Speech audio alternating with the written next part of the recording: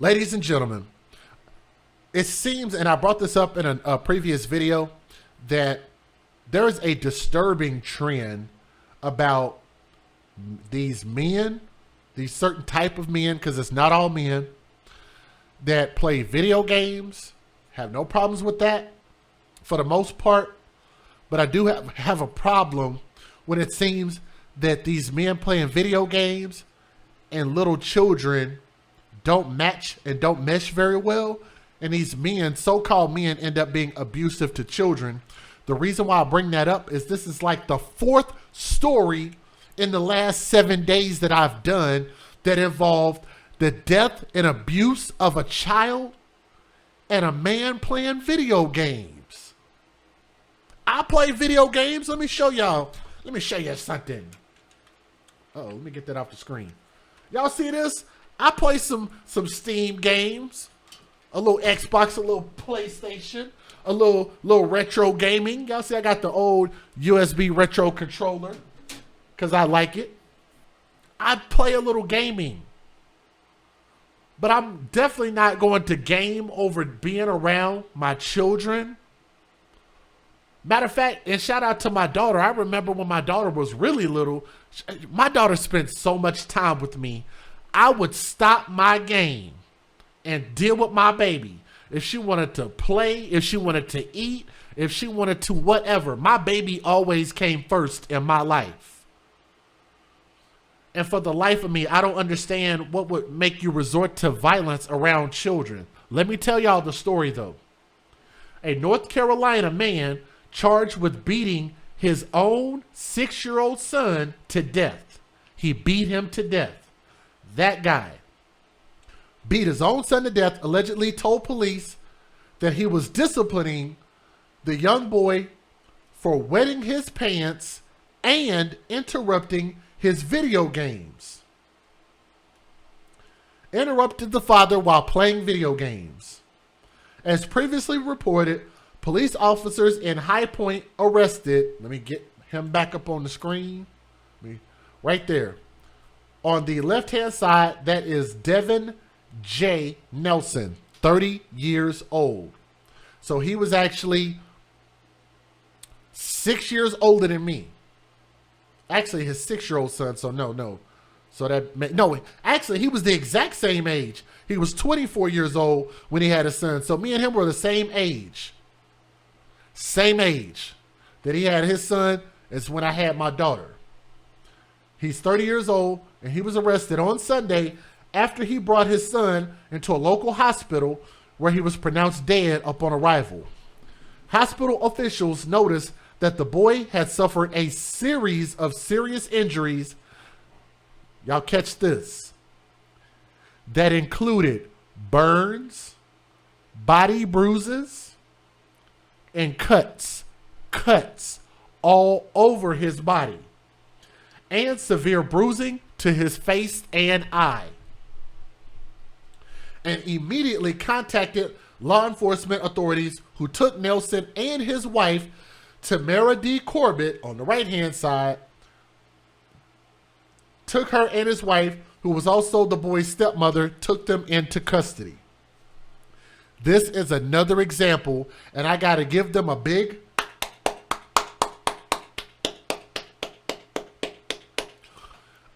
shout out for not only pressing charges, and I think they're going to get a conviction in court. If you are at a household where a child is being abused and you know about it and you allow it to happen, you don't check on this child and protect them, call the authorities, get these babies out of these situations, or get yourself out of the situation, do something, but don't just sit there and accept abuse against a child. Maybe me saying get yourself out of the situation is not the best thing to say, but I'm hoping and praying that people understand what I'm trying to convey. But what you can't do is notice something's going on, you see something, and don't say nothing at all. So I'm glad that they're finally starting to stand on something and protect these children and hold people like them accountable. So that's a great thing. Let's move on. Police said the county medical examiner attributed the death of the child to blunt force trauma about the body. Blunt force trauma. He got beat up. Court documents obtained by the news reportedly stated that Nelson and Corbett initially tried to blame the boy's injuries on several highly unlikely, innocuous occurrences. I would never be able to say that word again. The couple allegedly told, we'll move on because I can't pronounce it again. The couple allegedly told hospital employees that some of the marks on the victim's skin were caused by eczema. They tried to say that the boy had eczema, which is why his body looked the way that it did in an abused form. They tried to make an excuse and lie about it. Partially also why she's being arrested. So let's bookmark that. We'll come back to it. Tried to say that the boy had eczema on his skin and that his more serious injuries were incurred when he fell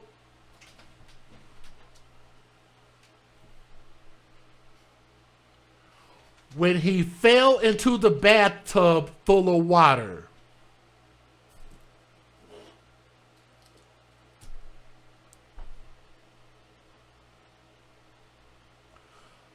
Again, can we put a question mark?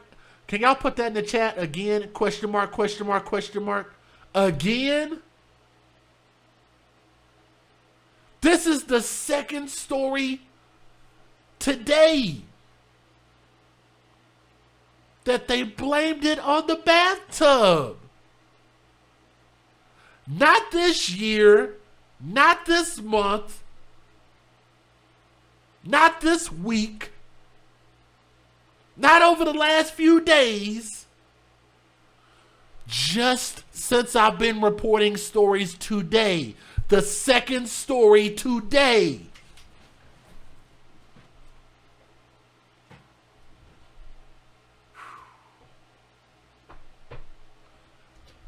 This is disturbing. This is disturbing. They say that the other more serious injuries were incurred when the boy fell into a bathtub full of water. The bathtub again. However, doctors and nurses noted that the child was brought into the hospital completely dry and fully clothed. So they knew that was a lie. His body temperature was also recorded at being just over 82 degrees, indicating that his body had been dead for several hours before he arrived at the hospital. Special Victims, SVU, Special Victims Unit, and Violent Crimes Unit detectives began investigating the deaths as suspicious. They quickly determined that it should be treated as a homicide, and search warrants were obtained for the residents and the vehicles used to transport the deceased to the hospital. Now, according to the report, Nelson eventually admitted to investigators that before taking him to the hospital, he beat his son with a switch until the handle broke off of the switch. Is he talking about a tree switch or the video game Nintendo Switch? Because he's a gamer, right? Gamer, Switch, anyway. Nelson also allegedly told police that the reason he beat the boy was because the 6-year-old boy had wet his pants and interrupted him while he was in the middle of playing video games. First and foremost, let's talk about this whole beating and spanking children. Is there anybody in the chat that wants to admit that they still spank their children?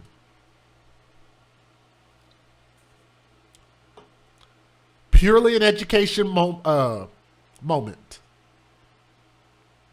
Purely an education moment. I want y'all to hear me. Listen with your heart. Listen with an open mind and an open heart. If you have to physically discipline your children, then you are not suitable to be a parent. Please let me explain why I say that. Children are like sponges. They absorb everything and they regurgitate everything. They have to be taught, they have to be trained, they have to be educated. You grow a child up in the way it should go. If you do not, that's why they call it potty training. Potty train, train to potty, potty train, train to potty, right? They have to be trained, and you have to employ patience. Or employ patience. No, yeah. You have to employ patience. Had to correct myself. You have to employ patience. Because it's going to take time, and they're going to have accidents. And you know what? Some kids learn quicker than others do. But as a father, as a parent, as a caretaker, whatever the hell you are, you have to understand that you still have to have patience. If they have an accident, then call it what it is. It's not like they knocked over a gas can and lit the house on fire. It's something that can be fixed relatively easy. Bodily fluids are relatively easy to clean up. Throw the stuff in the washing machine. It's clean. End of story. Wipe it up off the floor. Wipe it off the bed. End of story. Everything's clean. Everything's back right. Why would a baby need to die and be beat the hell up because they had a potty training accident at 6 years old? That's what 6-year-olds do. They're learning. Barely just starting school. They're barely school age. So just as an educational moment, I'm asking you guys, if you're still spanking your children, if you hit your children, pop their bottom, grab them, yell at them, scream at them, stop doing that. If you need help and need more tips of how to not do that, because training starts here. The only thing children learn with you being physical with them is they learn fear. And you don't want your children to fear you. You want your children to respect you. That takes more brain power. And all I'm asking for people to do is use a little bit of brain power. These people right here, you can clearly tell they don't have a lot of brain power. Inside those noggins right there is probably a whole lot of gelatin, a whole lot of space, because their brains are probably very, very small. Okay? Very small. The news additionally reported that Nelson and Corbett's neighbors had called the police several times in the past to report hearing what they believed to be the sounds of children screaming and being physically abused. So shout out to the neighbors for hearing something and saying something. Shout out to them. Officials from the boys' elementary school had also reported that he had come to school with bruises on his face and told administrators that Dad popped me in the face. But check this out. An investigation was opened, but the child reportedly told investigators that his bruise was actually the result of him falling down. So Dad made him change his story. And if you have that on record, that that's what the boy initially said, how can you not use that against the parents to take that child away from them, to do a more thorough investigation? I don't know how the hell. Now we got a dead baby. That's a system failure right there. It's a failure on them because they're the parents, but that's also a system failure. We'll get back to that. Nelson and Corbett are both facing felony charges for child abuse. Nelson also was charged with murder, while Corbett has been charged with being an accessory to murder. I love it, because they both need to be charged very harshly. Let me give you the fair usage. Let's get it. Federal law allows citizens to reproduce, distribute, or exhibit portions of copyrighted motion pictures, videotapes, or video discs under certain circumstances without the authorization of the copyright holder. This is called fair use. It is allowed for purposes of criticism, news reporting, teaching, and parody, which doesn't infringe of copyright under 17 U.S.C. 107. Also, don't forget, please make sure and show these babies in these stories some love. You can give them a virtual hug by clicking that like. Share their stories so more people can hear these stories, okay? Make sure you guys click that like button. It's like giving the children a virtual hug, okay? Let's watch these news videos. We start tonight in High Point, where a couple accused of abusing and killing their child was back in court today. And they are now facing new charges. Ford Hatchett was in the courtroom today. And Ford, you heard the chilling details of the abuse, and what was really disturbing was to see that there were signs leading up to this.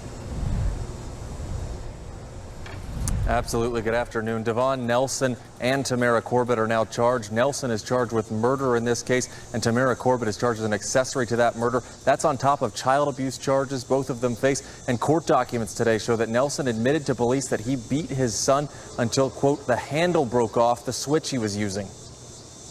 The prosecutor says Nelson abused his son Malachi in their apartment with help from Corbett, who was the boy's stepmother. Court documents say Nelson brought the child into the hospital Sunday, saying that his 6-year-old's injuries were the result of the child falling into a bathtub full of water. But the district attorney's office says Malachi was brought into the hospital dry and fully clothed. They say hospital employees recorded the boy's temperature at just over 82 degrees, meaning the boy had likely been dead for hours before Nelson brought him in. And perhaps the most upsetting news we heard in court today is that this abuse appeared to be known. Prosecutors say neighbors had called in and reported hearing what sounded like abuse and children screaming. And the now deceased 6-year-old school had reported bruising on the child's face and said the child told them, quote, "Dad popped me in the face," before later telling investigators the injury was a result of a fall. And prosecutors say Nelson told police that he disciplined his son for wetting his pants and interrupting his father while he was playing video games. Christine? All right, Ford, and you also learned today that this isn't the only child involved in this case. What more can you tell us about that? Yeah, that's right. The prosecutor says that there were 2 other children living inside the home, a 3- and a 4-year-old. They've been taken by the Department of Social Services and are under their supervision now. And the district attorney says that the 4-year-old has fractures on his arm consistent with abuse. And let's hear that again. There are other children that were living in the house that were also abused. Listen at this.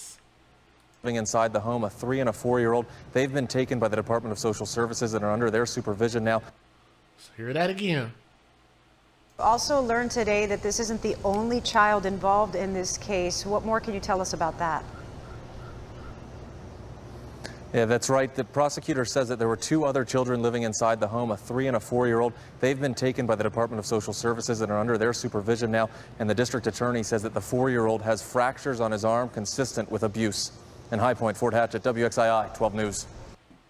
And now to a heartbreaking and gut-wrenching story involving a child. A High Point couple accused of abusing a 6-year-old and killing him are facing new charges. Ford Hatchett was in the courtroom this afternoon for their court appearance. Ford?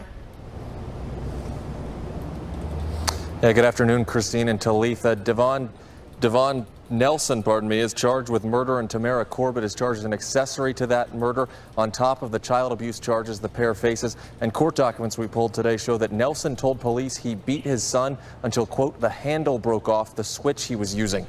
Both appeared in court on a television monitor today, and the prosecutor says Nelson abused his son Malachi in their apartment with help from Corbett, who was the boy's stepmother.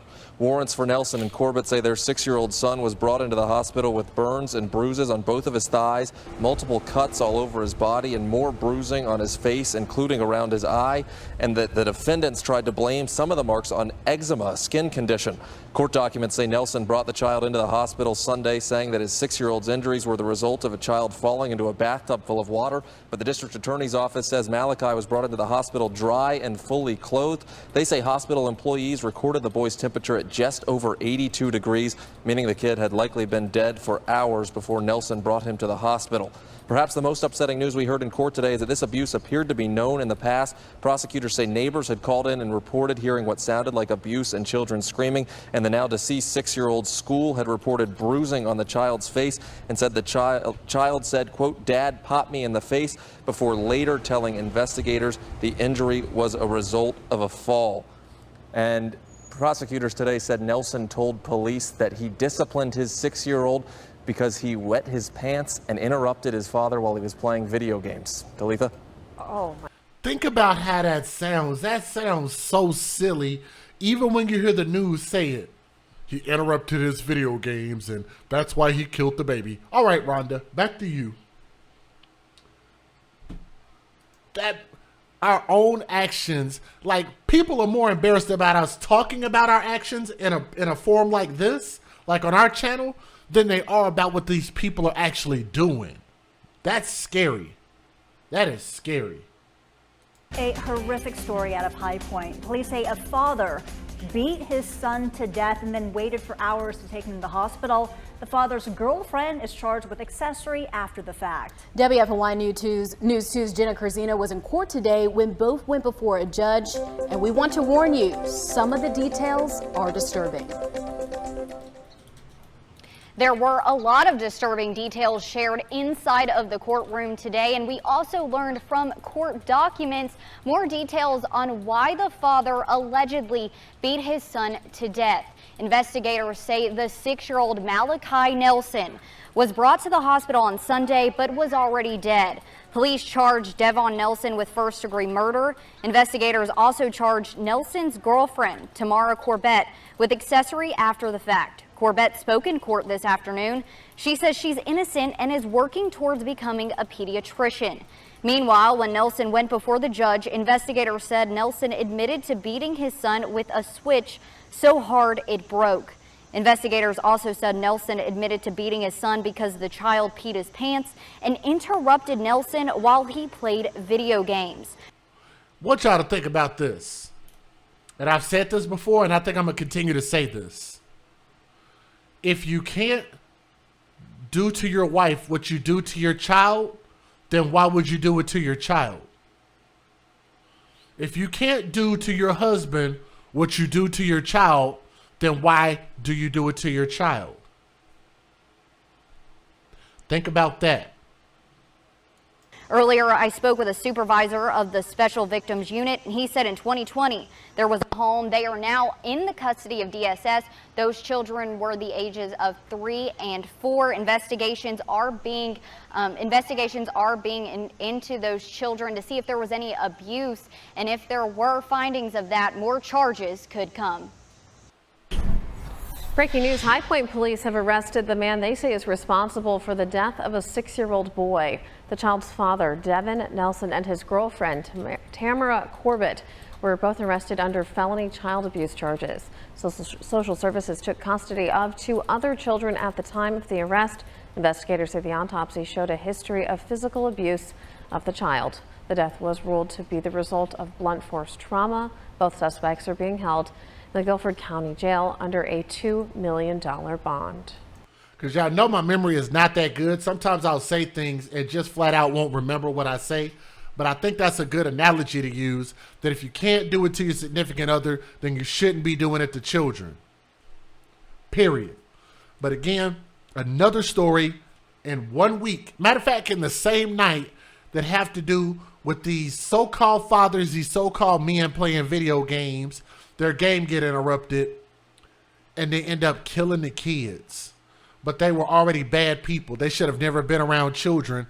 So that becomes the responsibility to make sure that we do background checks on these women, on these men,